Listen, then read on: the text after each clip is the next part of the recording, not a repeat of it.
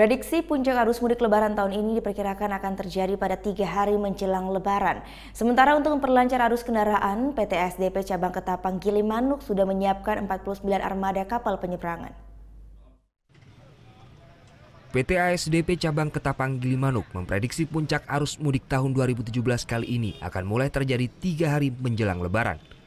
Menurut General Manager PT ASDP Ketapang Gilimanuk, kondisi ini dilihat dari tahun sebelumnya, di mana kepadatan kendaraan terjadi pada 3 hari menjelang Lebaran. Untuk tahun ini diprediksi kendaraan yang akan menyeberang dari Gilimanuk mencapai 28.000 lebih kendaraan, baik roda 2 maupun roda 4. Pihak ASDP sendiri akan mengantisipasi dengan mengoperasikan sebanyak 32 kapal dari 49 kapal yang siap beroperasi.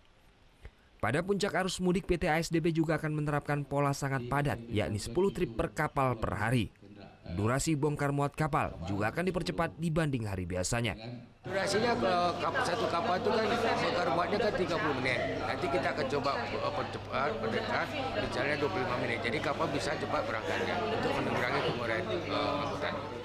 Dari 32 unit kapal yang disiapkan, 20 unit akan digunakan untuk dermaga Mobile Bridge atau MB Ponton dan 12 unit untuk dermaga LCM atau Landing Craft Machine. Selain itu, PT ASDP juga menyiapkan beberapa kantong parkir di kawasan pelabuhan dan tenda di area parkir. Surya Sanjaya melaporkan untuk NET. Thank you. Udah selesai nonton beritanya? Jangan pergi dulu dong. Subscribe dulu dan nonton tayangan lainnya di sini. Subscribe, nonton lagi. Subscribe, nonton lagi. Kak.